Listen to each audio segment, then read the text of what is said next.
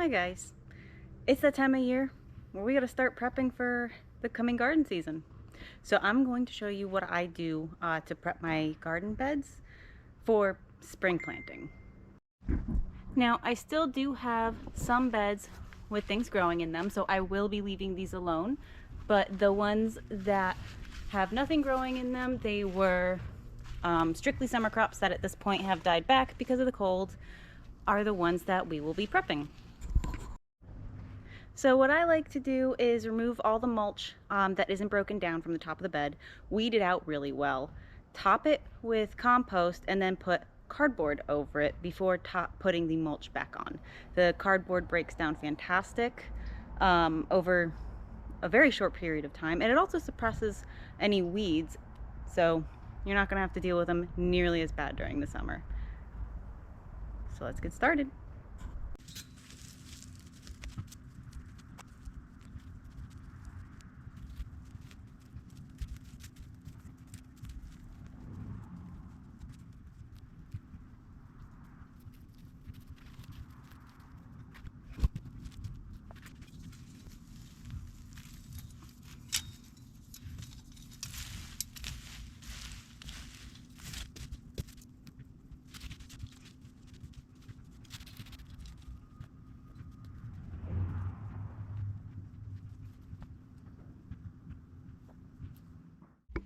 Now that is some nice looking soil, and it's not compacted at all.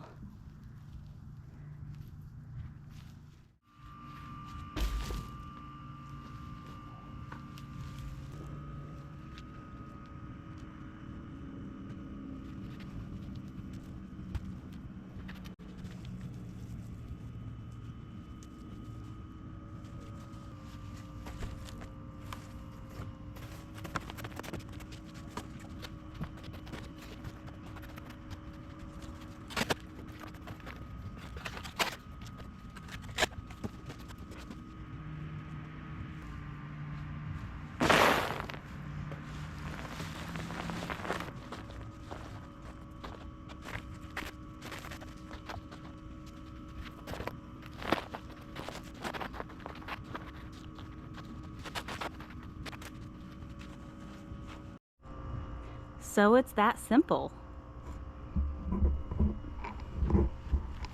Now I will do that to every single garden bed. As the ones that have plants in them get harvested and open up, I'll repeat that. I may use paper bags instead because they'll break down a little bit faster than the cardboard. And you want the cardboard to be somewhat soft by the time you're planting in spring so you can easily break through it. But the logic behind this is the soil compresses over time, settles over time, and you need to top it off. But if you top it off without removing the wood chips, if you are using wood chips, then the wood chips will work their way into the soil, and if they're not completely broken down, they can actually change the pH of the soil and inhibit nutrient uptake from the plants. So I will remove any wood chips that haven't completely broken down yet, and then add my compost. Now, why do I, not just stop there? Well, I make my own compost. Sometimes there's seeds in it that don't completely get cooked, and they may germinate from just weeds and grass. So I'll layer it with cardboard to help suppress those weeds from coming through. And it also breaks down and really helps the soil over time. Earthworms love cardboard for some reason. It brings them all into the garden and keeps your soil really healthy. Just make sure you remove all the tape and stickers, and you can use the boxes left over from whatever shipments you get. I mean, around the holidays we get a lot of them, so there's plenty of boxes laying around. But then I will add the mulch back on top of it. One, to hold the cardboard down, and two, because you do not want your soil to dry out or be exposed when it has no plants in it. It will make it hydrophobic if it dries out. It will lose its nutrients, its beneficial bacteria, its organisms will all die off, and that you want those in your soil. You want that for healthy soil. It's what breaks down compost. It's what breaks down organic matter and feeds your plants. Now, topping with compost is not going to get you through the whole season. You are going to have to fertilize throughout the season, but it's a really good start. And now the wood chips I put on there, they're meant to break down, so they also add to the soil over time. Not all of them break down in a season, so I try to reuse what I can, but I do end up having to get some more wood chips just to top it off each year. Usually the last few beds that I prepare for the winter get fresh wood chips, but that's fine.